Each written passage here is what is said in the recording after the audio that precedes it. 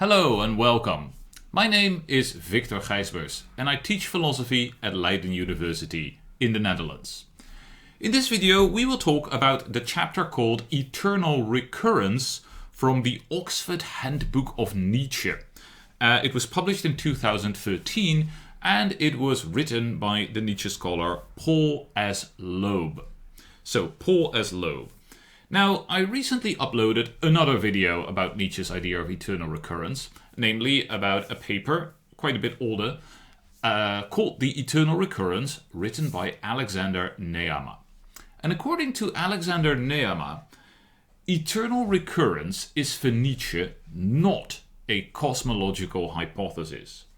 That is, Nietzsche is not interested in claiming that the actual universe goes through a sort of cyclic pattern where what happens now will in fact return again and again and again and again and again and again.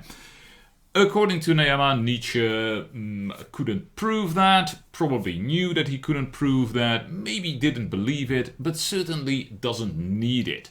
Because, Nehammer says, what the idea of eternal recurrence actually does in Nietzsche is it sets up a kind of conditional.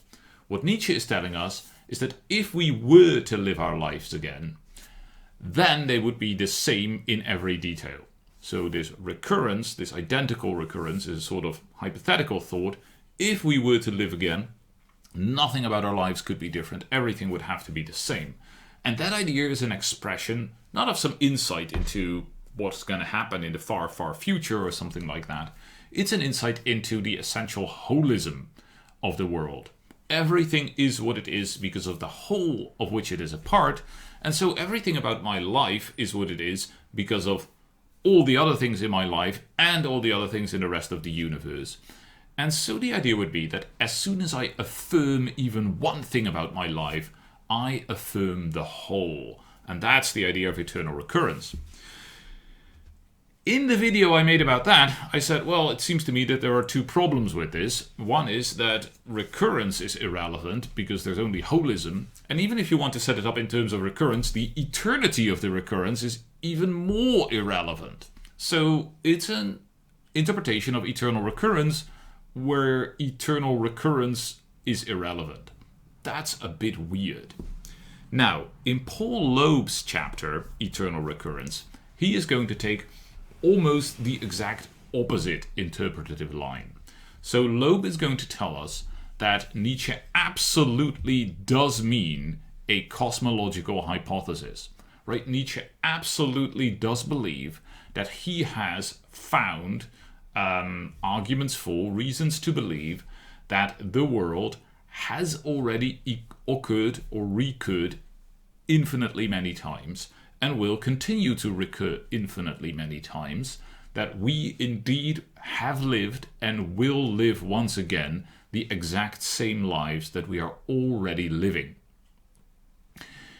I will tell you more about why Loeb thinks this, how he uses Nietzsche's texts to argue for this, how he sort of interprets Nietzsche's argument, but I would like to start at basically the end of Loeb's texts, where he criticizes other scholars and their interpretations. And I think his criticism is pretty much on point. What he is telling us is that there are people like Nehammer, but also others, who all have different versions of this idea that, of course, eternal recurrence isn't true, and Nietzsche doesn't even really believe probably that it's true, but it's gonna sort of help us affirm life. Right? Maybe it's a kind of test to see whether we really affirm life, for instance. Or, well, it's doing something for us, right? Thinking this question of, do I want to live my life infinitely many times? Well, that's supposed to make me affirm life. And there is a smaller problem and a bigger problem with that. The smaller problem is maybe that it might be unclear how the psychology works. I mean, why do I need this sort of thought experiment? If I know it's a thought experiment, how is it going to motivate me? Right? I mean, if I know that I'm not going to recur eternally, why would I even be interested in or bothered by the thought of eternal recurrence? I mean, that's not so clear. But even more importantly, and I think Loeb is absolutely onto something here, if I take this thought of eternal recurrence seriously and then affirm life, it seems that I'm not really affirming life as I have it. Right? Suppose that eternal recurrence is false. So I only have this life. It will not recur eternally. And now I think about eternal recurrence, and I'm like, oh yeah, that's what I want. I want this eternal recurrence of my life. Well, what am I affirming? I'm affirming something that's not true. Right? I'm affirming something that's not the case.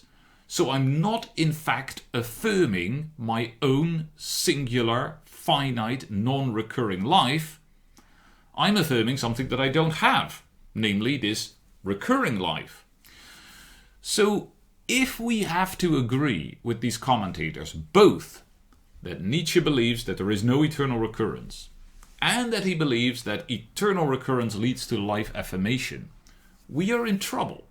Because it seems that if I affirm this eternally recurring life, even though my life isn't eternally recurring, what I'm affirming is a situation that I don't have. And in fact, you can criticize Nietzsche by saying something like, oh, you have thought up your own version of immortality, or you have thought up your own version of the afterlife, or something like that. Right? You're actually not doing justice to the singular finite nature of your life as soon as you start thinking about this eternal recurrence stuff. Yes, Loeb says, that would be a very good criticism of Nietzsche if he did not believe in actual eternal recurrence. But if he did believe in actual eternal recurrence, right, then if we want to affirm life, well, we've got to affirm life as it is, right? Namely, eternally recurring. And now the thought of eternal recurrence can logically play a role in life affirmation, because it is a thought about life as it is, not a thought about life as it isn't. This seems to me a pretty good argument. There is something about eternal recurrence where if you think that it's just a sort of thought experiment, it becomes a little bit dubious as a method of life affirmation. Right? It would be a little bit like, well, suppose that let's imagine that you go to heaven. Does that make you affirm life? Well, maybe it does, but you're not really affirming the life that you have unless you actually go to heaven. And the same thing might be said about eternal recurrence.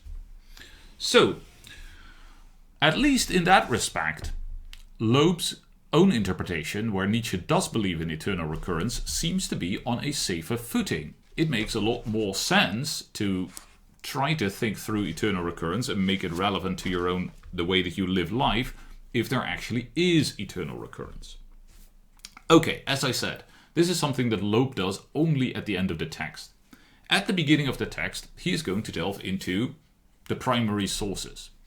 Now, Nietzsche's claims about eternal recurrence are kind of spread out across different texts, usually in fairly small passages, and the largest passages are in Das Spake Zarathustra, Also sprach Zarathustra, which is a very poetic book, a narrative, hard to find sort of like classic philosophical arguments. And as Loeb says, somewhat grumpily, I have to admit, it's a book that Nietzsche scholars often like to sort of ignore. And he says, well, people think that Zarathustra is difficult, they think it's unclear what Nietzsche really says, or whether he really means it, or whether it's only his fictional characters that are saying it. And he complains fairly constantly throughout the text that scholars have not read Zarathustra enough.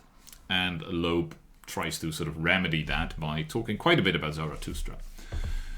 However, I would say that his most important use of the primary sources here is actually not in Zarathustra, but in The Gay Science, Die Fröhliche Wissenschaft. And what he's doing is he is taking this little passage, which is very famous and quoted in every discussion of the eternal recurrence, where Nietzsche imagines a demon coming to you and telling you, you will live this life again eternally many times, infinitely many times, throughout eternity. And then he says, what would happen, right? Would you bless this demon or would you curse him? Is it the best thing that you ever heard? Is it the worst thing that you ever heard? And what Loeb does is he says, oh, well, let's also look at the aphorism that comes before this and the aphorism that comes after this. The aphorism that comes after this is the opening section of Das Spake Zarathustra, right, which Nietzsche is going to reuse in the actual Zarathustra, which he publishes a couple of years later. So it's clearly leading up to Zarathustra, right? I mean, this demon is telling us something that we're going to find more about in the Zarathustra. But before this aphorism, there is an absolutely beautiful aphorism about Socrates. And so Socrates, in Plato's Phaedo, is dying. I mean, he's going to drink the hemlock. And before he does that, like not before he drinks it, but before he dies, so the last thing that he says is he says to one of his friends, "Oh, please don't forget, we have to sacrifice a rooster to Asclepius." And Asclepius is sort of the god of medicine. And you sacrifice something to the god of medicine when you have been healed of a disease. All right, Nietzsche says, what is happening here? Just before he dies, Socrates says, "Oh, please don't forget to sacrifice a rooster to Asclepius." In other words, he is telling us that life is a disease and that dying means being cured. Socrates himself turns out at the very last moment of his life to be an enemy of life. And in this dialogue of Plato, what Socrates has been doing is he has been telling us that the soul is immortal, right? And what we can do by living the right kind of life and by contemplating and having insight is we can sort of escape maybe from something like reincarnation, and we can get into a state of more or less eternal blessing, eternal bliss. Which is a theme, of course, that is also familiar from Christianity, for instance. Well, maybe not so much the reincarnation stuff, but the going on to an afterlife that is better than this life. And Nietzsche, of course, is a famous critic of that thought. I mean, he thinks it's a devaluation of life as it is. Right? If I hanker for some kind of afterlife that is different from this life, well, that's a negative judgment on this life. And so Loeb says, what's happening is this. We have Socrates, who's being criticized by Nietzsche for rejecting life. And then we have this passage about the demon and eternal recurrence.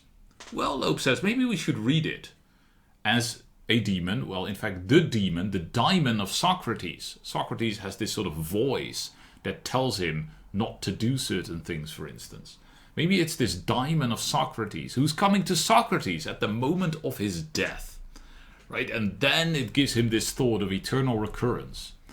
What does Socrates do? Well, if Socrates really thinks that life is a disease, right, then he can't bless the demon. Then he will curse the demon when he hears that he has to live this life again and again and again and again.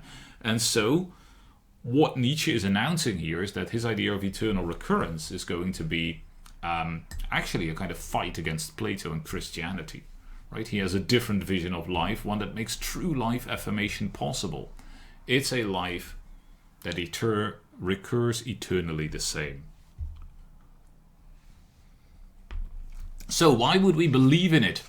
There's a line, I mean, one of the reasons that commentators try to sort of dismiss the idea that it's a cosmological hypothesis is that they think it's very unbelievable, eternal recurrence, that Nietzsche shouldn't have believed it, or that we can't have any evidence for it, right? There couldn't be an argument for it.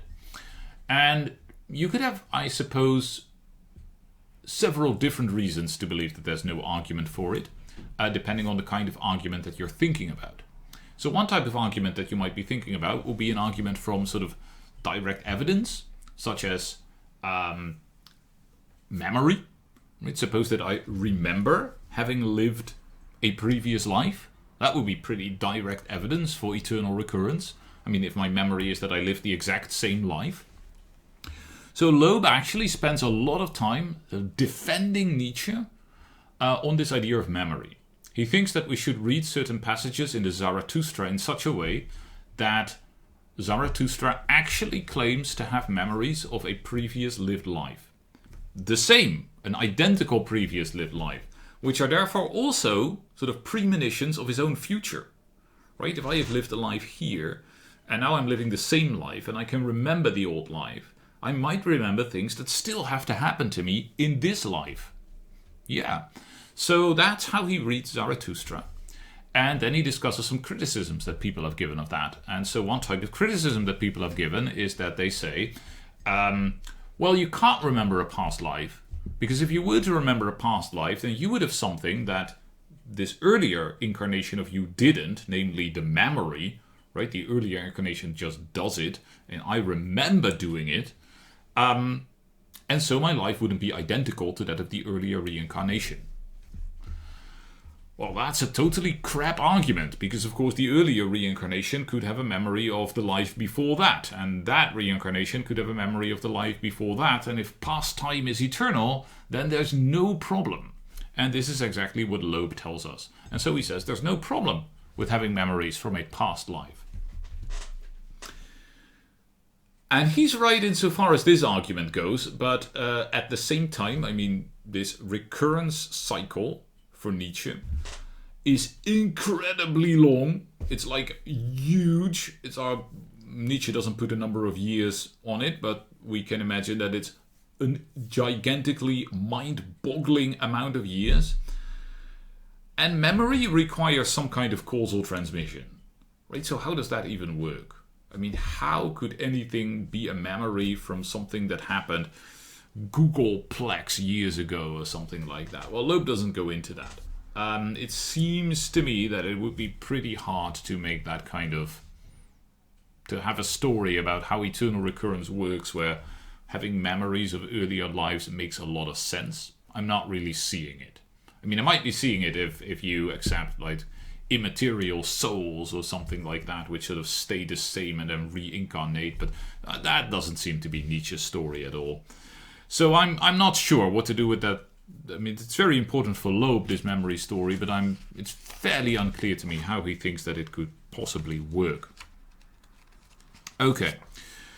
Now, that's not the only story, or the only evidence, or the only argument that Loeb thinks Nietzsche gives us. He doesn't go very deeply into the scientific context. He mentions a couple of times that actually, in the scientific context of Nietzsche's time, eternal recurrence made a lot of sense, like as a physical hypothesis. And I think that's probably right. If you have a universe where time is eternal, and there is a sort of limited amount of different types of matter going around, and a sort of... well, I don't think you even need something like determinism. If you have a lot of time, if you have infinite time, and you have limited kinds of matter bumping into each other, then you're kind of bound to have recurring patterns. And so, the kind of cosmology that you have at the end of the 19th century makes the thought of eternal recurrence pretty plausible. Might be a little bit harder nowadays with Big Bang theory, but even so, I suppose that you could still believe that future time is eternal. You could also believe that there is like something like a multiverse, or that the Big Bang is only sort of one moment in a cycle of universes or something like that. I don't know. I mean, you can still fit eternal recurrence, I think, into modern cosmological hypotheses. It's certainly not a theory that would be like dead on arrival or clearly stupid or unscientific or something like that. But as I said, Loeb doesn't really go into that. It might be unscientific in the sense that it's not a scientific theory, but it wouldn't be unscientific in the sense that it goes against science necessarily, right? Loeb doesn't really go into that. He does give an argument where Nietzsche tells us why we should believe in eternal recurrence. And I think I want to read out this passage of Loeb because it's very compressed and he doesn't do a lot of work like telling us what the details of this argument are. And so I just want you to hear it in his own words. So he says that the proof is more direct, positive and elaborate than the argument in the Gay Science 109, and it rests upon two explicit assumptions and one implicit assumption. And the two explicit assumptions are one, that the past and future are eternities, right? So time is infinite, both backwards and forwards.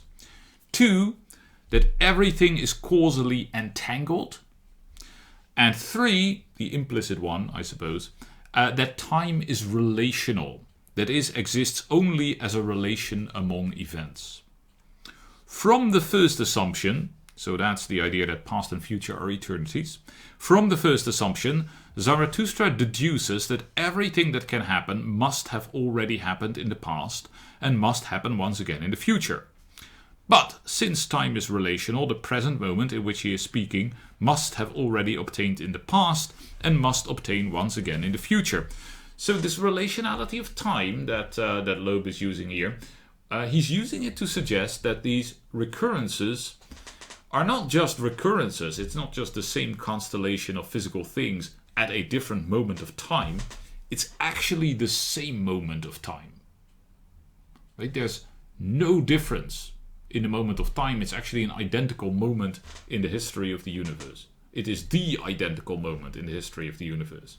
If time is only a sort of relation between objects, then if the same objects are in the same relations, it must be the same moment.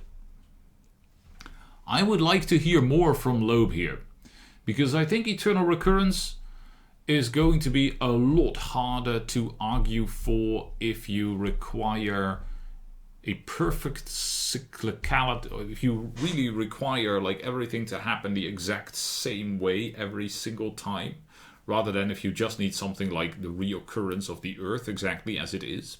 But okay, Loeb doesn't really go into much more detail than this. He does go on, and he says his second assumption, that's the assumption that everything is causally entangled. His second assumption then guarantees an identical sequence in the past and future recurrence of everything, and therefore also in the past and future recurrence of the present moment in which he is speaking. But the second assumption was everything is causally entangled. And having this claim that like the development in past and future is going to be identical once you have the identical situation, that doesn't require causal entanglement. That requires some kind of strong determinism. So maybe that's what Loeb means. Maybe entanglement is supposed to be determinism. I'm not sure. Again, we don't get a lot of detail. That's maybe fine with Loeb, because he tells us, well, of course, this raises lots of questions, and we need to have a debate about what exactly Nietzsche means. But before we can have such a debate, scholars must start taking eternal recurrence seriously. Right? And this makes sense, I think, as a position in the debate. Unless people take eternal recurrence seriously, you can't have a debate about what Nietzsche could amend and what a good argument for it might look like, whether that argument is in Nietzsche, and so on and so forth. So I think that's where Loeb wants to get us, right? He wants to get us to the place, maybe not the place where we believe in eternal recurrence, but the place where, first of all, we believe that Nietzsche believed in eternal recurrence, and so second of all, we are willing to start thinking about why, what his arguments are, what his proof is, why he was so convinced that eternal recurrence is true. And then we can think about how it fits in with these more ethical themes of Nietzsche, right? How does it fit in with the idea of life affirmation? And again, as I said in the beginning, I think Loeb has a very good point when he claims that eternal recurrence might be a lot more useful for life affirmation if you think it's a part of life. Rather than if you think it is some wild hypothesis that we can use, as a kind of psychological prop or something like that. You know, it just becomes difficult to see how life affirmation works if what you need for life affirmation is something that is not part of life, because life isn't eternally recurring. Summarizing, what Loeb is trying to do is he's trying to make a case for taking eternal recurrence seriously as a cosmological hypothesis and arguing that that's also the only way to make sense of Nietzsche's use of it as something in ethics when he wants to think through the amor fati or the life affirmation. And I like it. I think Loeb is making some excellent points, and we know actually, from notes, we know that Nietzsche was thinking about physical reasons to believe in eternal recurrence. And he even claimed at some point, I believe that we know this from Lou Salome, who had a lot of real life contact with Nietzsche, wrote a lot of letters with Nietzsche, that at a certain point Nietzsche was planning to take 10 years off of doing philosophy so that he could study physics for 10 years and then prove eternal recurrence. I mean, I don't know whether that was just a passing fancy, but it does suggest that he was taking it fairly seriously as a cosmological hypothesis. So my own idea here would be that Loeb is probably more on the right track than Nehammer. I'm not so sure about this memory stuff, and I'm definitely not claiming that we have said the last word about eternal recurrence, because among other things, from what we've seen here in this text, it remains really unclear why Nietzsche believes it to be true.